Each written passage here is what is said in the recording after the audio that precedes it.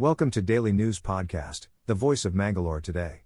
Here, we dissect the news, uncover the stories, and bring to light the issues that matter most to you. Join us as we navigate through today's pressing news. In Udupi, a financial fraud case of 2.3 crore has come to light, where a 55-year-old man named Jayananda fell victim to a scam on a WhatsApp group. The group promoted stock market investments with high returns.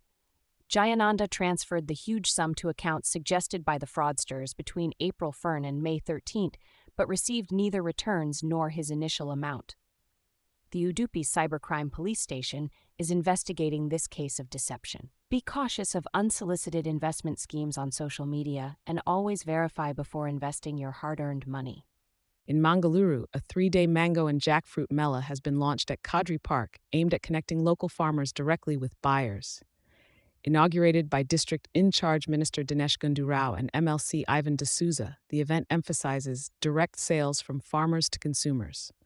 20 approved vendors are showcasing a variety of mangoes, including Alfonso, Badami, Malika, Rasapuri, and more. Minister Dinesh Gundu Rao highlighted the importance of the fest in supporting local agriculture and providing customers with premium quality organic fruits sourced directly from farmers. The mela is set to offer visitors a chance to enjoy fresh, authentic mangoes while contributing to the welfare of local farmers. In a recent development in Puttur Kasaba village, a case has been filed against the right-wing leader Bharat Kumdel for allegedly delivering a speech inciting communal hatred during a public event at Jain Bhavan on Bypass Road. The incident, which took place on May 15th, has caused unrest among the local community.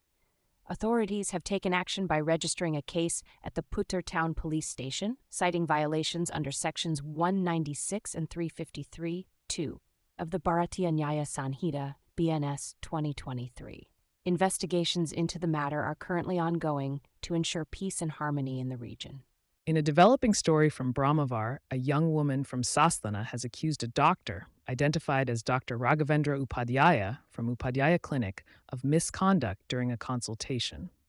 The 20-year-old woman, currently residing in Mumbai, had visited her hometown and sought medical treatment at the clinic. Following the alleged incident, the woman reported the matter to her family, leading to a public outcry.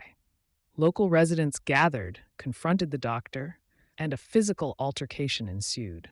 The doctor was later taken into custody by Kota police, who have lodged an FIR against him. Dr. Raghavendra Upadhyaya is set to appear in court for further proceedings.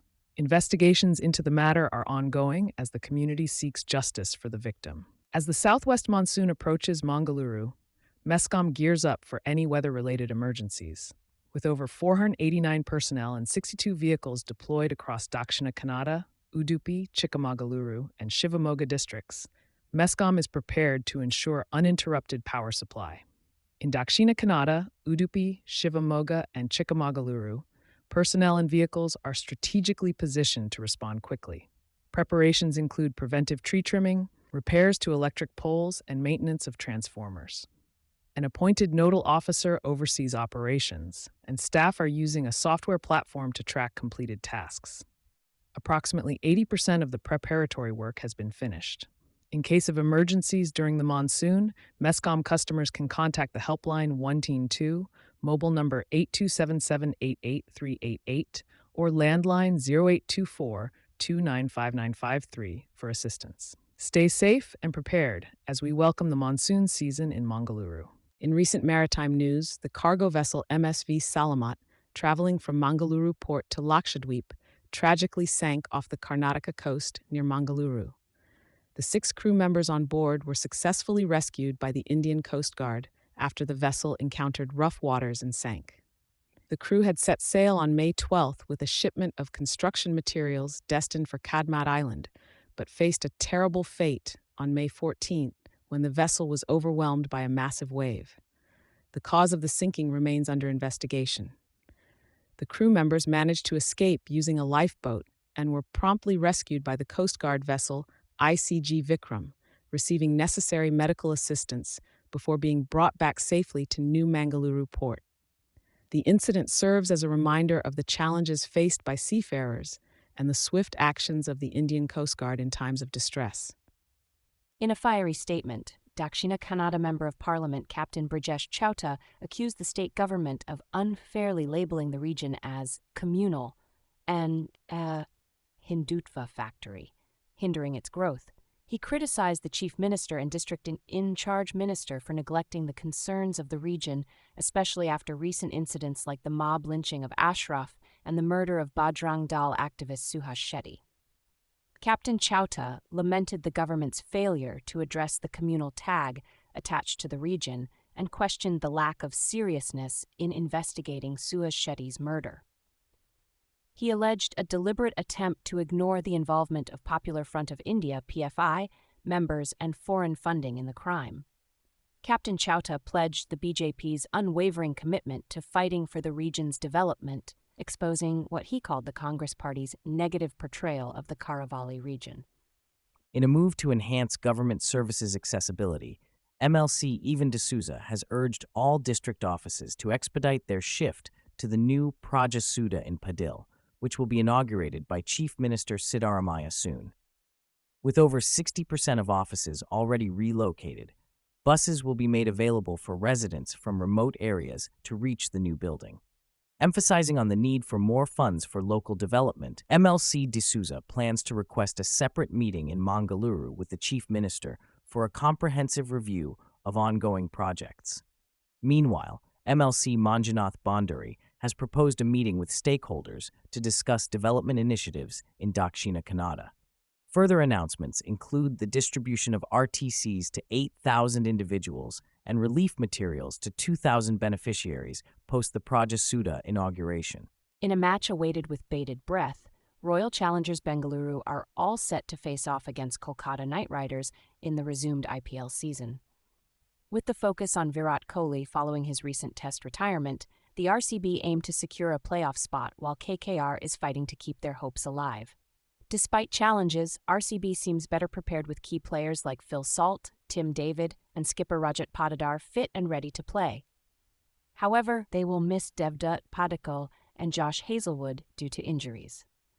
On the other hand, KKR is struggling with inconsistent batting performances from players like Venkatesh Iyer and Andre Russell. With the match taking place at the Chinnaswamy Stadium, both teams will need to adjust their strategies to the pitch conditions. Fans are eagerly anticipating Kohli's performance while hoping for an exciting and intense match between the two teams. In a strong statement, Defense Minister Rajnath Singh urged the International Monetary Fund to reconsider its $2.1 billion bailout to Pakistan, citing the nation's support for terrorist activities against India. The minister addressed Indian Air Force personnel in Gujarat's IAF station, emphasizing that any financial aid to Pakistan indirectly supports terrorism. While Pakistan continued to launch drone and missile strikes on northern India, the Indian military conducted strikes on terror infrastructure in Pakistan and Pokhara as part of Operation Sindoor.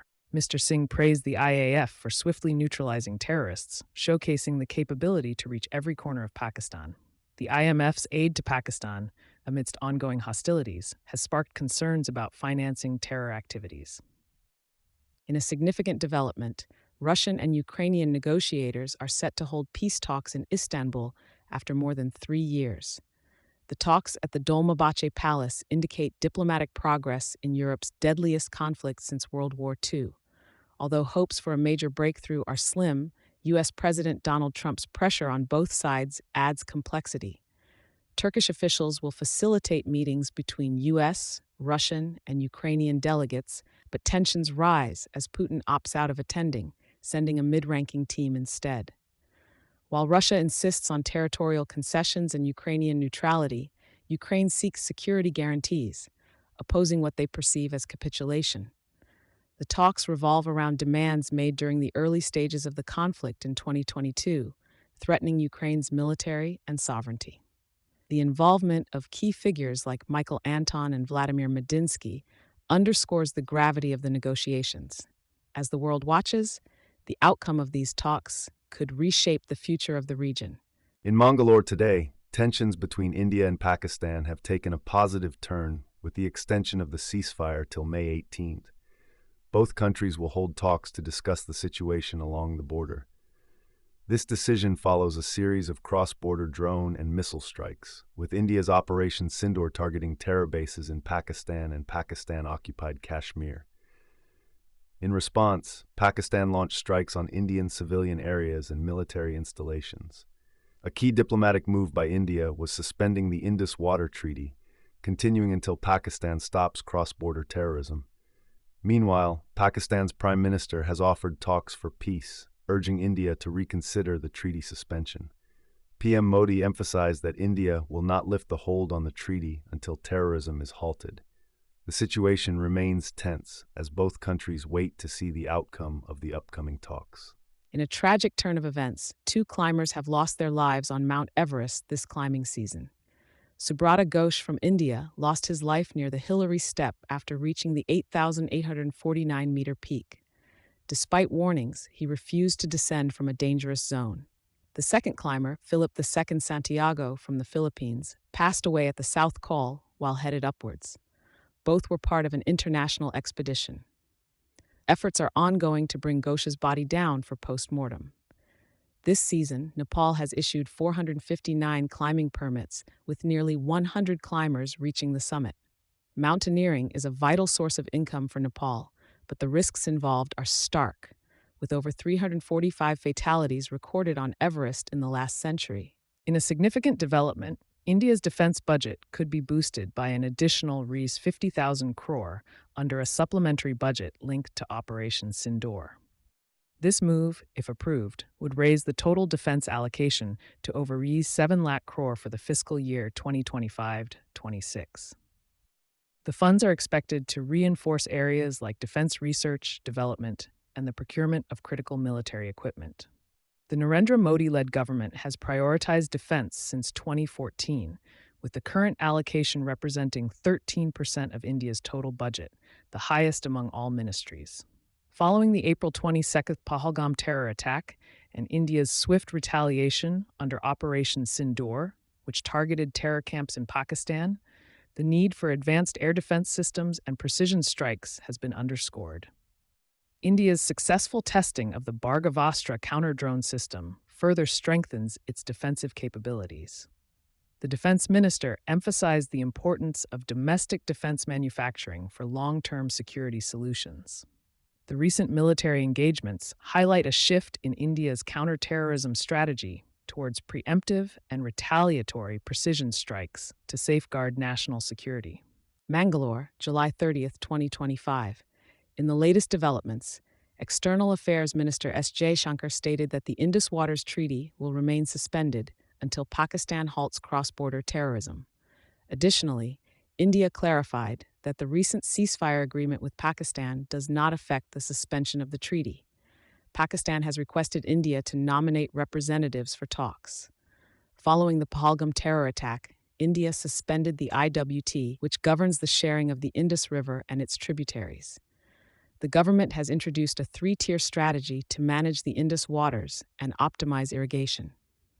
Union Jal Shakti Minister C.R. Patil assured that stringent measures will be implemented to retain all water within Indian territory. Stay tuned for further updates on this critical issue.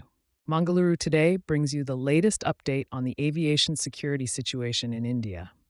The Bureau of Civil Aviation Security has revoked the security clearance of Turkish company Çelebi Airport Services India Pvt Ltd at 9 airports, including in Bengaluru, citing national security interests. This decision comes in response to Turkey's support for Pakistan and the recent tensions between the two countries over India's Operation Sindoor. Çelebi Aviation India has denied any political affiliations with Turkey and emphasized its Indian roots. Delhi International Airport Limited has cut ties with Çelebi entities and is ensuring uninterrupted operations with other service providers. Civil Aviation Minister Ram Mohan Naidu emphasized the importance of national security in making such decisions. This development comes amidst calls to boycott Turkish goods and tourism. Stay tuned to Mangaluru Today for more updates on this evolving situation. And that's a wrap for today. We're thankful for your viewership and invite you to delve deeper into today's topics at mangaloretoday.com. Keep up with the ever-evolving world by subscribing to our channel. Thank you for being part of our day. Good night and stay informed.